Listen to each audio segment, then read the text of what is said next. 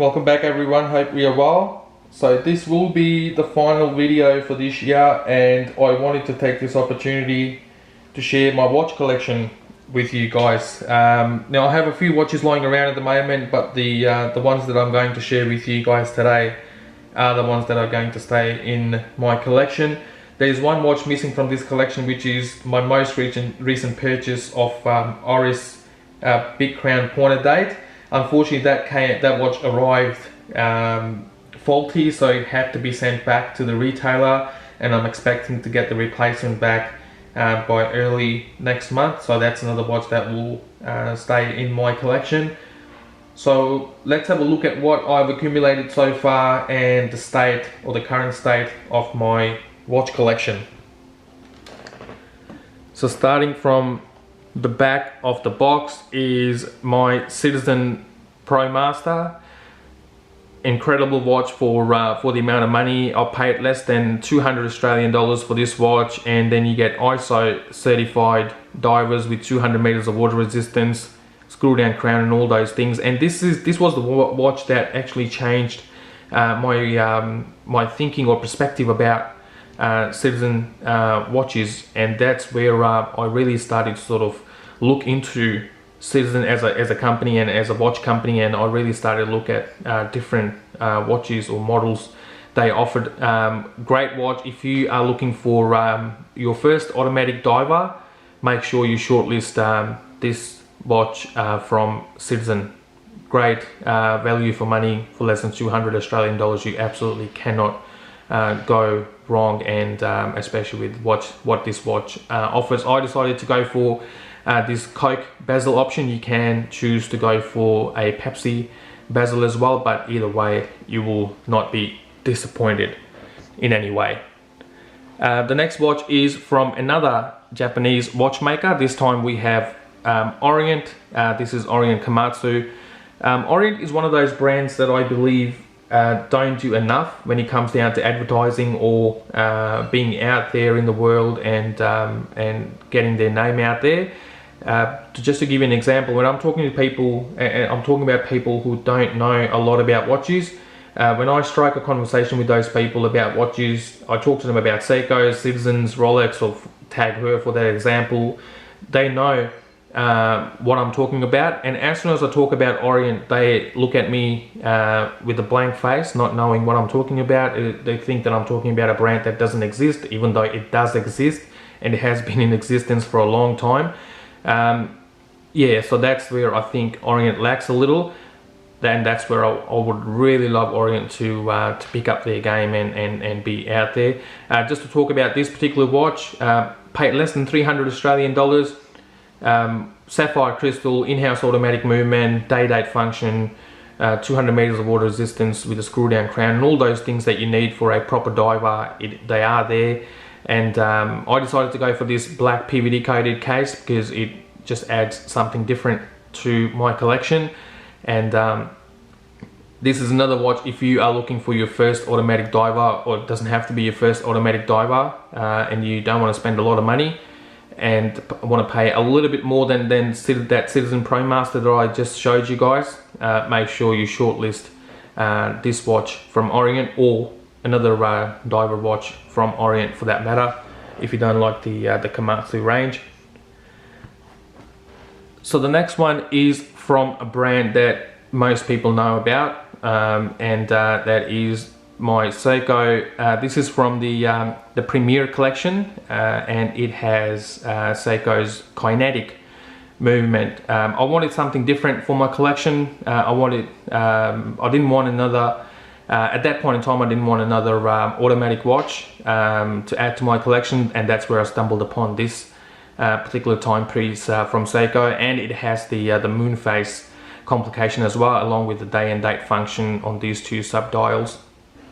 And the best part about the watch is its kinetic movement, which gives you up to 1 month's worth of power reserve at any given time. It is not fully charged at the moment, but you can you keep charging it as you wear it. Plus the other thing is you can hand wind this watch as well. I have done a full review of this watch on my channel, great looking thing. It is a busy looking dial, but I think it is one of those watches that manages to pull it off really nicely. So a really nice looking timepiece, a really nice looking dress watch that I really like and would like to keep in my collection for a long time. The next one is another Seiko in my collection. This is one of the recent purchases that I've made, and I paid less than $100 for this watch, and this sort of fills the gap of a field watch in my collection as well. Again, less than $100 for a watch from a known brand that is just amazing. I mean, this watch doesn't have all the bells and whistles that you might want in a watch, but for less than $100, it is an absolute bargain. The legibility is absolutely great. It does what it's supposed to do, and a great looking thing. When I purchased this watch, I purchased this watch with an intention of quickly flicking it off or selling it, but then here we go, 3 or 4 weeks later, it is still here, and now I've decided to keep this watch in my collection. A great looking thing, and as I said, it's a bargain that you can't miss. Can't afford to miss, at least in my case. The next watch is a watch. This is the second most expensive watch in my collection. So this is my TAG Heuer Monaco caliber 12. Really iconic watch, easily recognizable with this square shaped case. I have people come up to me to talk to me about this watch. People who know about watches, they recognize this watch straight away, and people who don't even like TAG Heuer as a brand, and let me tell you, there are a lot of people out there who don't like TAG Heuer as a brand, do love this watch in particular. And I've spoken to a few people who don't like TAG Heuer as a brand but do like the Monaco and what it brings to the table.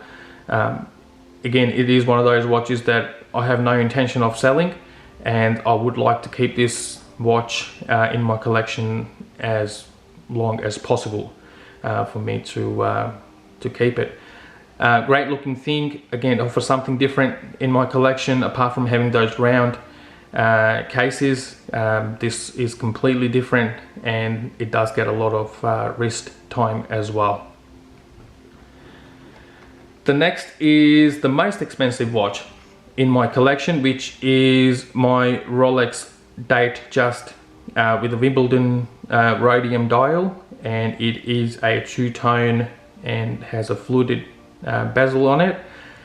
It wasn't an easy decision for me to make to spend this much money, or what I've paid for it was a large sum of money for me to pay for one single watch, and the decision didn't really come easy to me to go ahead and pay for this watch or buy this watch.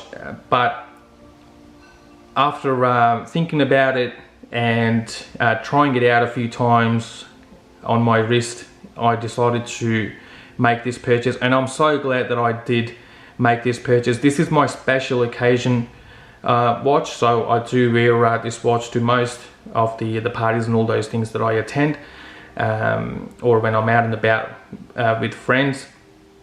But this watch does get a lot of wrist time as well. I'd like to wear this watch at least once or twice a week, and I have managed to do it so far, at least once a week, and hopefully I'll keep doing it in the coming years as well. So this is another watch that I have no intention of selling, maybe ever, and this will stay in my collection for a long time.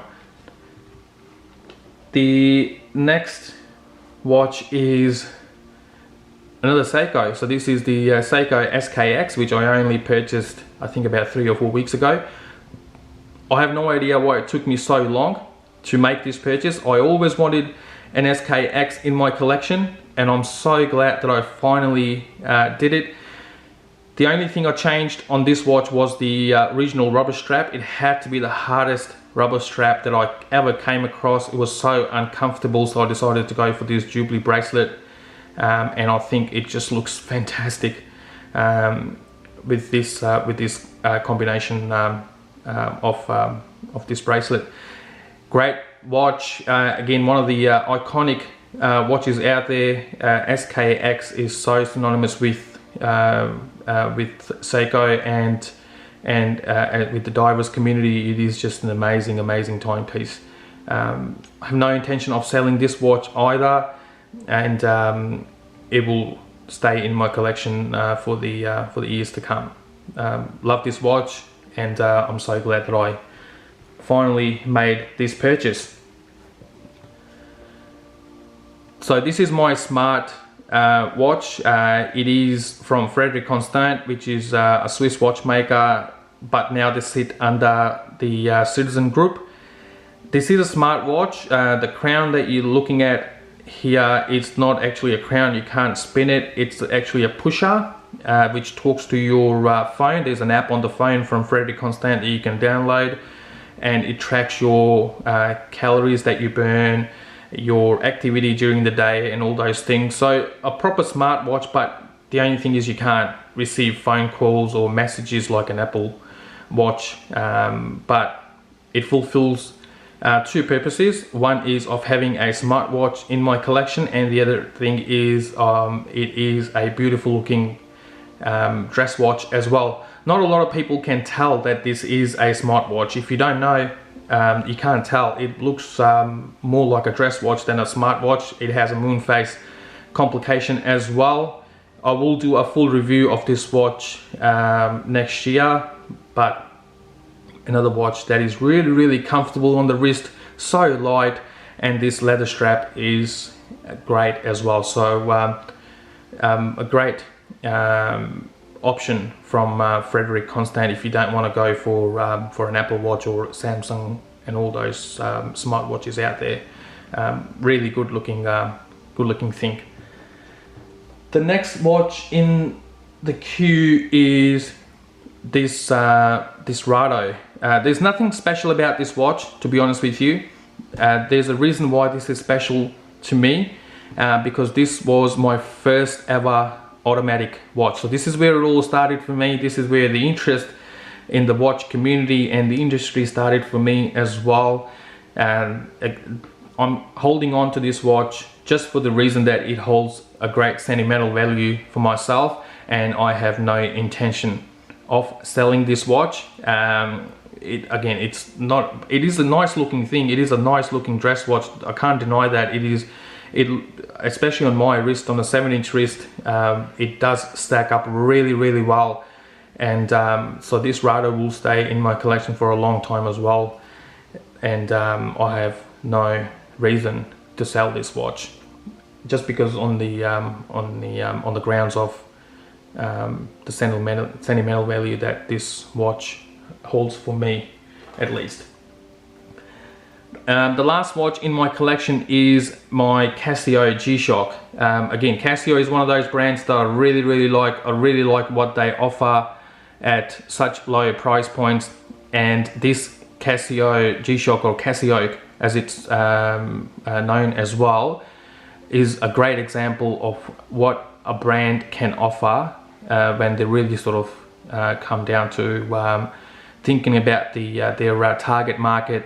And there's a reason this watch has a cult following. This is my go-to watch when I'm out and about playing sports or running or any of those activities. This watch is always on my wrist, and I'm so glad that it's still in a decent shape after all the not the beating, but what this watch has been through. Yeah, this is another watch that I will have no intention of selling anytime in the near future. I will do a full review of this watch shortly on my channel as well. This was the watch that I did the first video on my channel as well. I didn't talk about the watch at all. It was just a silent video, tester video. I did put it on my channel, so I'll do a full review next year. So this is the this is the state of my collection at the moment. Please let me know what you think, and if there's any particular piece that you would like me to add to my collection. I am missing a few things at the moment. The next one on my radar is to add a pilot's watch, and I am on the outlook or I'm on the lookout for one of those. I don't want to spend too much money, so I'm looking at a few options. Let's see what sort of comes to fruition in that segment. But again, if you like it, please leave the like, hit the like button, subscribe to my channel, and hit the notification bell as well. Thank you very much for watching, and have a great new year. I'll see you in the new year, and we'll do it over again. And until then, stay safe and look after one another. Thank you very much for watching.